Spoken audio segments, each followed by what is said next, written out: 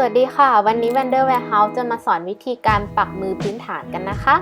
มาดูอุปกรณ์กันเลยมีผ้านะคะสะดึงไหมปักกรรไกรก้ามปูที่ส่วนเข็มปากกาล่องหนแล้วก็ตัวเข็มปักและอันนี้คือลายที่เราจะใช้ปักกันในวันนี้ค่ะขั้นตอนแรกคือการร่างลายลงบนผ้านะคะเราร่างลายด้วยปากกาล่องหนซึ่งหมึกมันจะระเหยหายออกไปภายใน 5-6 ชั่วโมงนะคะไม่ต้องซักออกค่ะ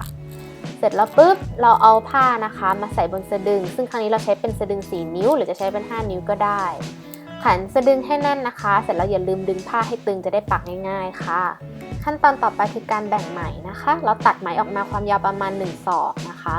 เสร็จแล้วปุ๊บเราจะมาแบ่งไหมเป็นเส้นเล็กๆกันค่ะโดยการขยี้ที่ปลายมือขวาจับไหมให้แน่นแล้วก็มือซ้ายเราดึงไหมเส้นย่อยออกมาทีละเส้นนะคะครั้งนี้เราจะใช้2เส้นย่อยในการปักค่ะเอา2เส้นย่อยนั้นมาจับคู่กันแล้วเดี๋ยวเราจะสนเข้าไปในตัวเข็มกันค่ะอันนี้ก็คือเข็มและที่สนเข็มนะคะเราเอาปลายที่สนเข็มสอดเข้าไปในรูเข็มแล้วเสร็จแล้วปุ๊บก็เอาไหมสอดเข้าไปในรูของที่สนเข็มอีกทีพอดึงที่สนเข็มออกมันก็จะพาไหมทะลุผ่านเข็มแบบนี้ค่ะแล้วเราก็ทำปมที่ปลายเพียงเท่านี้เราก็พร้อมปักกันแล้วค่ะลายแรกที่เราจะปักวันนี้คือ Satin Stitch หรือการปักทึบค่ะวิธีการก็คือเป็นการปักขึ้นลงนะคะโดยให้ไหมนะคะเรียงตัวไปเรื่อยๆจนผมทึบเต็มรูปทรงที่เราต้องการจะปักเทคนิคที่เราอยากสอนคือสำหรับมือใหม่ที่การปักไล่ไปเรื่อยอาจจะทำให้ปักแล้วลายเบี้ยวหรือไม่ตรงนะคะแนะนำว่าเราควรเริ่มจากการปักเส้นกึ่งกลางของฟอร์มที่เราจะต้องการ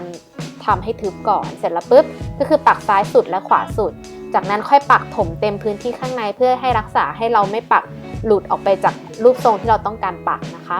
เมื่อเราปักโครงได้แล้วเราค่อยๆปักให้ทึบหรือหนาขึ้นตามที่เราต้องการได้เลย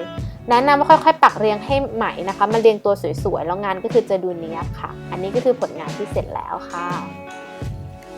ลายเบสิกที่2นะคะยากขึ้นมาอีกนิดนึงคือการปักด้นถอยหลังหรือ back stitch ค่ะเป็นลายปักที่นิยมมากสำหรับการเดินเส้นนะคะวิธีการก็คือเราจะเริ่มแทงเข็มนะคะโดยแทนที่จะแทงขึ้นจากจุดเริ่มต้นของเส้นเราจะล้ำไปข้างหน้านิดนึงแล้วเสร็จแล้วปุ๊บเราค่อยปักกลับเข้ามาที่จุดเริ่มต้นค่ะอันนี้เราถึงเรียกว่าเป็นการด้นถอยหลังนะคะนี่คือการปักย้อนกลับเข้ามาข้างหลังผ้าค่ะอันนี้เราก็จะได้ฝีเย็บสติชที่1แล้วนะคะสติชต่อไปทำเหมือนกันก็คือปักล้ำไปข้างหน้าก่อนนะคะค่อยๆเล็งดีๆค่ะอันนี้ต้องพยายามรักษาระยะห่างระหว่างการปักให้เท่าๆกันนะคะแล้วมันจะสวยงามค่ะปักขึ้นมาเสร็จแล้วปุ๊บก็ย้อนไปด้านหลังค่ะอันนี้ก็ได้ฝีเย็บที่2อันที่3ก็เหมือนกันปักข้างหน้าแล้วก็ย้อนกลับมาข้างหลังทำต่อเนื่องไปเรื่อยๆมันก็จะเกิดกลายเป็นเส้นนะคะซึ่งลักษณะคล้ายๆเหมือนเส้นประที่ต่อๆกันไปหมดค่ะอันนี้ก็คือทำจนเป็นสุดเส้นเลยอันนี้ก็คือผลงานที่เสร็จแล้วจะออกมาหน้าตาประมาณนี้ค่ะมาถึงลายปักที่3แล้วนะคะคือการปัก stem stitch หรือการเดินเส้นต่อเนื่องค่ะวิธีการปักคล้ายด้นถอยหลังเลยก็คือเราปักล้ำไปข้างหน้าเสร็จแล้วปุ๊บเราปักย้อนกลับเข้ามาที่จุดเริ่มต้นของเส้นนะคะข้อแตกต่างกันก็คือใน stitch ที่2เราปักล้ำไปข้างหน้าแต่เวลาเราปักย้อนกลับมาให้กลับมาที่จุดกึ่งกลางของเส้น stitch แรกค่ะทำให้เส้น2 stitch นี้มันจะมีการซ้อนกันอยู่นิดนึงค่ะใน stitch ที่3ก็เหมือนกันเราปักล้ำไปข้างหน้าเสร็จแล้วปุ๊บปักย้อนกลับมาที่จุดกึ่งกลางของ stitch ที่2นะคะลักษณะการปักแบบนี้เลยจะทำให้เวลาเราปักต่อเนื่องยาวๆแล้วเส้นมันจะดูต่อเนื่องจะเนียนๆนะคะไม่เหมือนด้นถอยหลังที่มันจะเหมือนลักษณะเหมือนเส้นประมากกว่าค่ะเทคนิคก็คือเวลาเราปักย้อนกลับมาถ้าเราย้อนมาด้านขวาของเส้นทุกครั้งที่เราปักก็คือย้อนกลับมาด้านขวาเหมือนเดิมจะทำให้เส้นมันดูต่อเนื่องและเนียนมากนะคะอันนี้คือผลงานที่เสร็จแล้วค่ะลายปักที่4นะคะคือการปักโซ่หรือ chain stitch ค่ะลายปักนี้จะยากขึ้นมาอีกนิดนึงนะคะเราเริ่มจากการทำโซ่ก่อนค่ะก็คือเราปักขึ้นมาแล้วก็ปักย้อนกลับไปที่จุดใกล้ๆเดิมนะคะเราจะได้ห่วงโซ่อันแรกค่ะใช้นิ้วโป้งมือซ้ายจับโซ่นี้เอาไว้นะคะเสร็จแล้วปุ๊บเราปักย้อนกลับขึ้นมาที่หน้าผ้าโดยการที่ให้เข็มนะคะยังอยู่ในห่วงโซ่ค่ะพอเราดึงเสร็จปุ๊บเราก็จะได้โซ่ห่วงแรกขึ้นมา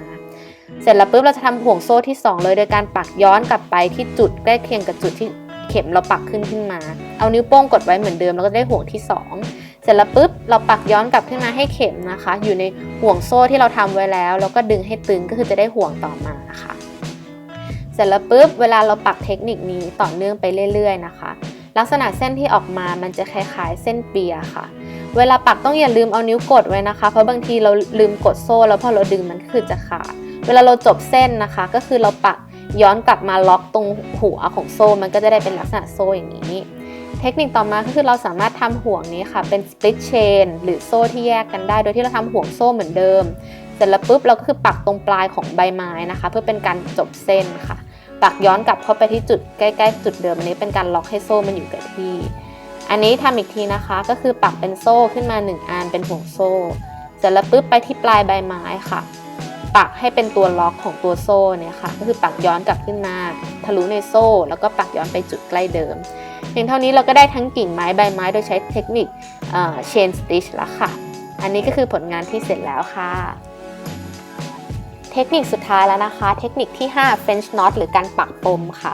วิธีการก็คือเราปักขึ้นมาในจุดที่เราต้องการจะสร้างปมนะคะเสร็จแล้วระวังสะดึงไว้กับพื้น